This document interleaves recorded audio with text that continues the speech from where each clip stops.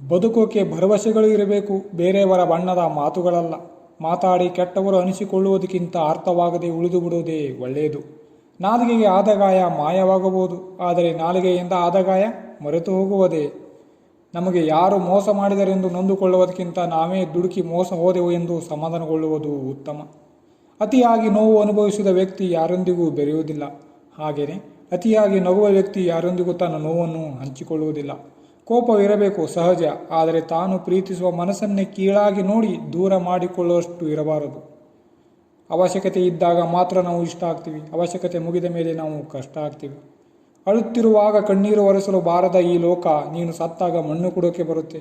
ಈ ಲೋಕವನ್ನು ನಂಬಿ ಬದುಕಬೇಡ, ನೀನು ನಿನ್ನ ನಂಬಿ ಬದುಕು. ಮನಸ್ಸು ಹೇಳುತ್ತೆ ಯಾವಾಗಲೂ ಜನಗಳ ಜೊತೆ ಇರುವಂತ, ಆದರೆ ಮೆದುಳು ಹೇಳುತ್ತೆ ಮೋಸ ಮಾಡುವ ಜನಗಳ ಜೊತೆ ಇದ್ದು ನೋವು ಅನುಭವಿಸೋದಕ್ಕಿಂತ ಒಬ್ಬಂಟಿಯಾಗಿ ಖುಷಿಯಾಗಿ ಇರುವಂತ.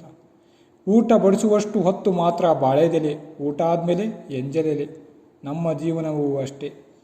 ಗೆದ್ದ ವ್ಯಕ್ತಿಗೆ ಚಪ್ಪಳೆ ಹೊಡೆಯುವವರು ದೊಡ್ಡವರಾಗುವುದಿಲ್ಲ, ಬಿದ್ದ ವ್ಯಕ್ತಿಯನ್ನು ಕೈ ಹಿಡಿದು ಎತ್ತುವರು ದೊಡ್ಡವರಾಗ್ತಾರೆ.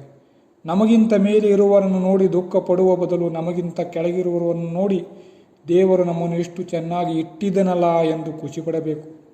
ಆರೋಗ್ಯ ನೆಮ್ಮದಿಗಿಂತ ದೊಡ್ಡ ಸಂಪತ್ತು ಬೇರೆ ಯಾವುದಿಲ್ಲ. ಮನಸ್ಸು ಒಡೆದ ಮೇಲೆ ಮೌನ ಅಲ್ಲದೆ ಮಾತಿಗೆ ಜಾಗ ಇರುವುದಿಲ್ಲ. ನೋವು ಮನಸ್ಸನ್ನು ಅಷ್ಟೇ ಅಲ್ಲ, ಮನುಷ್ಯನನ್ನು ಬದಲಿಸುತ್ತದೆ. 3 ಕಾಸಿನ ನೋಟು 6 ಅಡಿಯ ಮನುಷ್ಯನನ್ನೇ ಆಡಿಸುತ್ತೆ. 2 ಇಂಚಿನ ನಾಲಿಗೆ ಸಂಬಂಧ ಕೆಡಿಸುತ್ತೆ. ಮನುಷ್ಯನದು ಸ್ವಂತದೇನಿದೆ?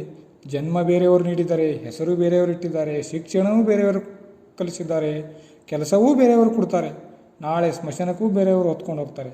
ಹಾಗಾದರೆ ಈ ವ್ಯರ್ಥ ಅಹಂಕಾರ ಯಾಕೆ? ಧನ್ಯವಾದ.